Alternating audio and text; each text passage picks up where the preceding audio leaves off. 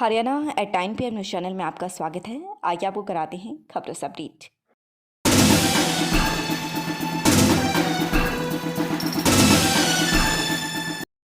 महज 4 महीने की तैयारी के साथ दी यूपीएससी की परीक्षा, पहले ही प्रयास में सौम्या शर्मा बनी टॉपर। कई लोगों का मानना होता है कि यूपीएससी की तैयारी के लिए कोचिंग करना काफी जरूरी है। वहीं कुछ लोग कोचिंग को जरूरी नहीं मानते। उनके मुताबिक सेल्फ स्टडी यूपीएससी में सफलता का मूल मंत्र है।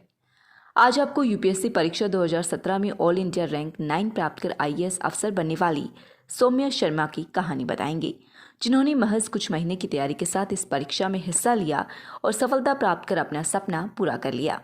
खास बात यह रही कि उन्होंने तैयारी के लिए किसी तरह की कोचिंग ज्वाइन नहीं की और सेल्फ स्टडी की बदौलत सफलता हासिल की। उनकी कहानी सभी लोगों के लिए बेहद प्रेरणादायक है। लॉ की डिग्री के बाद यूपीएससी में आई। मूल रूप से दिल्ली की रहने वाली सौम्या पढ़ाई में बहुत होशियार थी। इंटरमीडिएट के बाद उन्होंने लॉ की डिग्री हासिल की। इसी दौरान उन्होंने यूपीएससी में जाने का फैसला किया और तैयारी शुरू कर दी। इसके लिए सबसे पहले उन्होंने यूपीएससी का नोटिफिकेशन देखा, जिसमें परीक्षा से जुड़ी विस्तृत जानकारी दी गई होती है। इसी के अनुसार उन्होंने अपना शेड्यूल बनाया और तैयारी शुरू कर दी। सेल्फ स्टडी पर क्या भरोसा? सौम्या का मानना है कि अगर आपको भरोसा है कि आप सेल्फ स्टडी के दम पर इस परीक्षा को पास कर सकते हैं तो कोचिंग करने की कोई ज़रूरत नहीं। इसके अलावा कुछ लोग गाइडेंस के लिए कोचिंग ज्वाइन कर सकते हैं। यह पूरी तरह आप पर निर्भर करता है। उनका मानना है कि इस परीक्षा में कोचिंग के बाद भी सेल्फ स्टडी करना बेहद ज़रूरी होता है। अगर आप बेहतरीन शेड्यूल के साथ सेल्फ स्टडी पर फोकस करेंगे तो आप सफलता प्राप्त कर सकते हैं।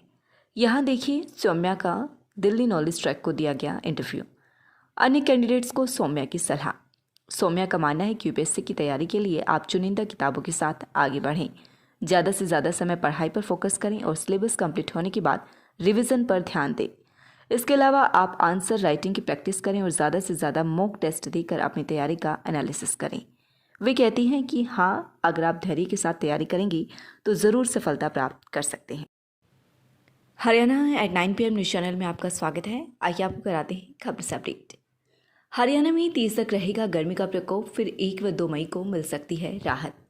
प्रदेश में लोगों को कोरोना के साथ साथ गर्मी के प्रकोप को भी झेलना पड़ रहा है। राजधानी और आसपास के इलाकों में गर्मी अगले 3 दिन प्रकोप दिखाने वाली है। तापमान में रोज बढ़ोतरी की संभावना है। मौसम विभाग की मानी तो 30 अप्रैल तक तापमान 43 डिग्री सेल्सियस पहुंच सकता है, यानी गर्मी दिन के साथ रात में भी सताएगी। मौसम विभाग के मुताबिक इसके बाद 1 और 2 मई को आंधी तूफान के साथ हल्की बरसात की संभावना है। इससे लोगों को कुछ हद तक गर्मी से राहत मिलेगी। मंगलवार का दिन भी बेहद गर्म रहा। दिन का तापमान 19 से 40 डिग्री सेल्सियस के बीच बना रहा। बुधवार और बृहस्पतिवार को गर्मी बढ़ने की संभावना है। मौसम विभाग का अनुमान बुधवार को तापमान 19 से 41 डिग्री सेल्सियस के बीच रहने की संभावना है।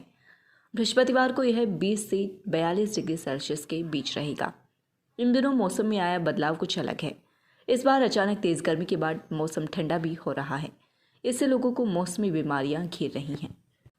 लगातार खबरों से अपडेट रहने के लिए चैनल को सब्सक्राइब जरूर करें।